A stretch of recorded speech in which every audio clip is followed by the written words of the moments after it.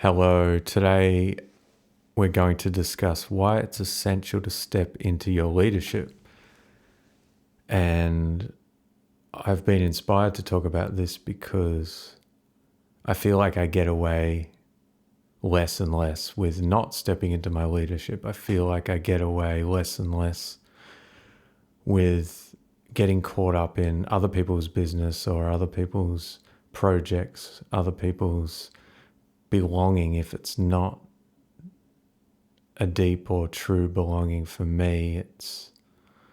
It feels very temporary, or it feels like I have a quota which I can allocate towards that, and that quota gets used up, and then it can be depleting if I don't step into my leadership, if I keep following too much of what isn't really mine, but it's just me chasing some purpose or connection, but it's not bringing me closer anymore to who I am or who I need to be from here.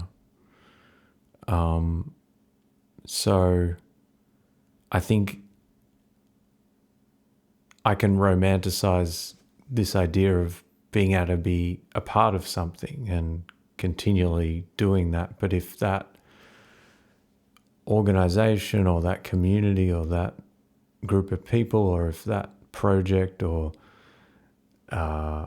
activity, whatever it is, if that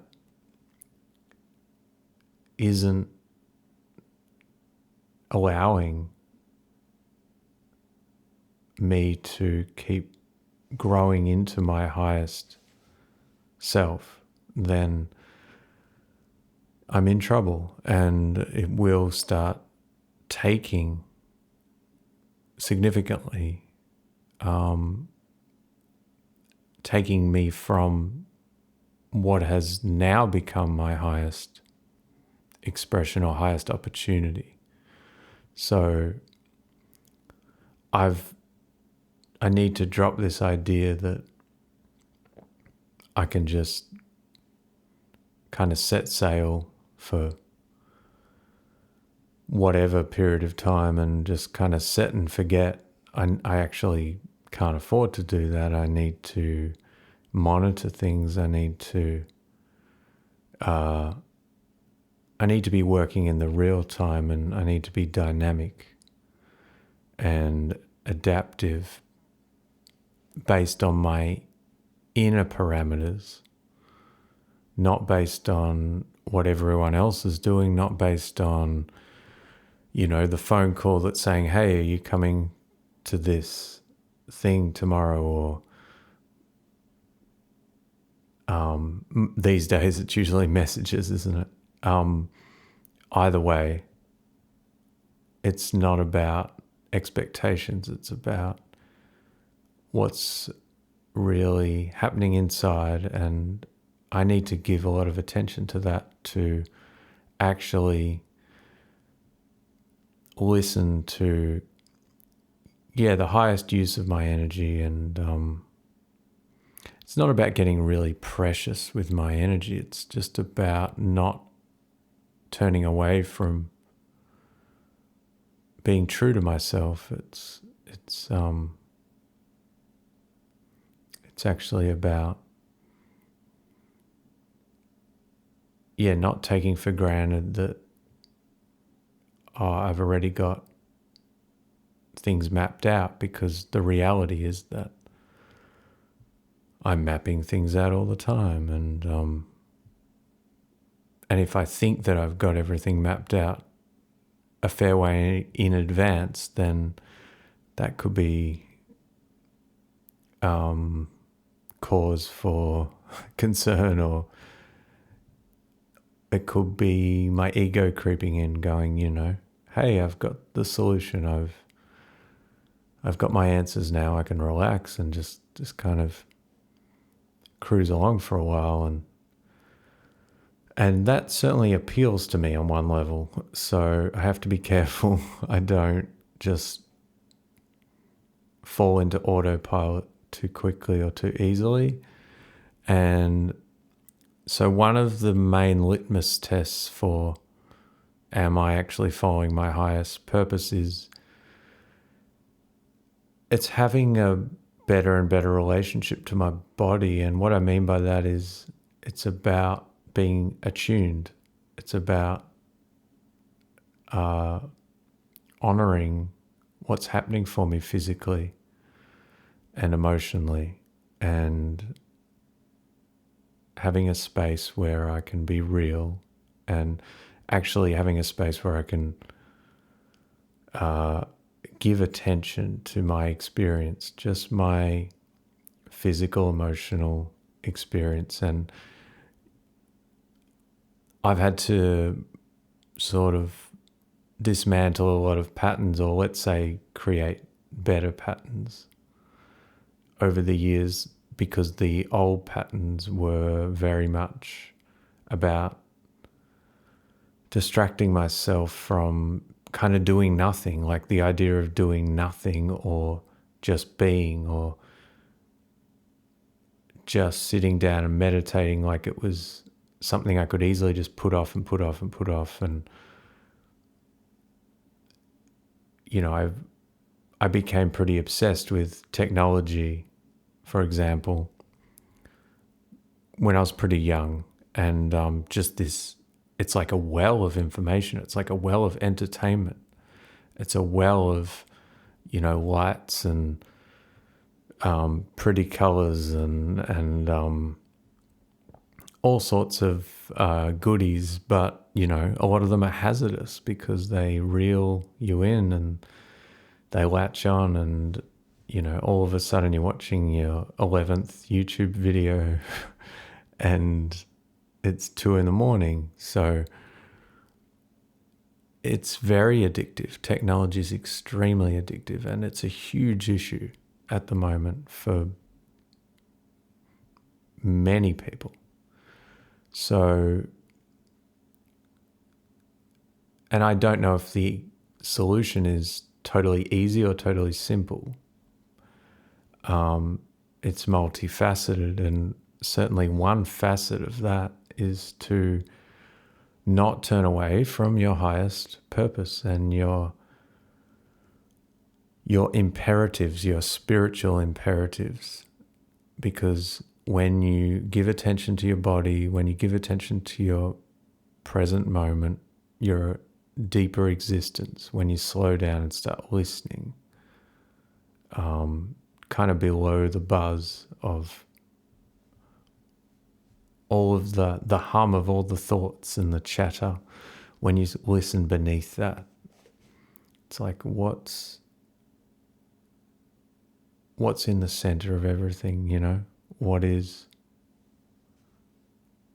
really craving your attention? And what is exciting? Where is your enthusiasm wanting to go? And that's a good sign of like, this is something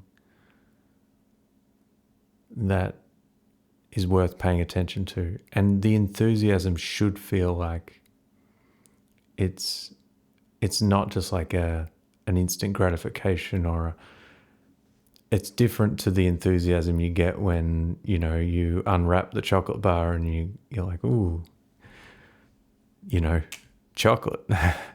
I get enthusiastic about that, but it's a deeper enthusiasm that is like, oh, this is something that's important to me, something that's calling me forward into something that is powerful, something that is, and it could just be also a step that emerges, like just make this phone call, or book this appointment in, or whatever it is. It doesn't have to be this grand plan. Like in and of itself, there might be a vision, but there might also just be a next step. And really, it's so important to just trust that next step. and realize that, yeah, everything is just built kind of one brick at a time. And don't spend too long kind of gazing at the kind of wall that you think you need to build. Or, I mean, when I say wall, that's probably not the best analogy, but the castle or the palace or the creation, the wonderful creation that you think you need to kind of be looking at endlessly and getting perfectly right. Don't spend time too much looking at the vision of that, but just saying, hey, what's the next brick that I could be placing down and putting into place? It's a really good question to ask, and it's not coming from what I should be doing. It's not coming from what is a quick fix or just a chocolate bar, like an instant gratification. It's not coming from that same place. It's coming from like a longing, like a deeper longing.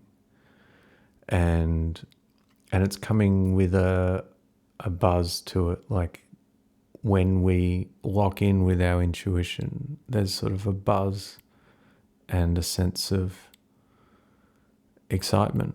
So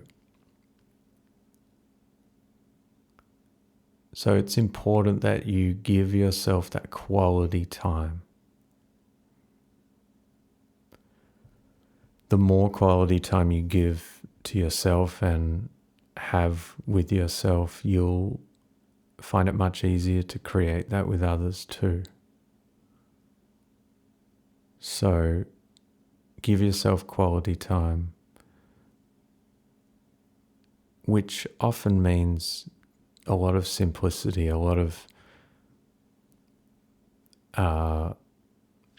laying down of distraction and laying down of the have-tos and the shoulds and just all of the incessant tasks that maybe you get caught up doing. It's actually when you have a breather, when you have a break, when you are in more of a meditative state, or at least giving yourself an opportunity to come into that meditative state, which can really give you some really clear answers. And they're the sort of answers that you may not get if you're just poring over social media for another hour and then another hour, or if you're just keeping up with all the same things you're normally doing and just getting along to this class and that meeting and this appointment and this job and just getting caught up in the usual stuff. You may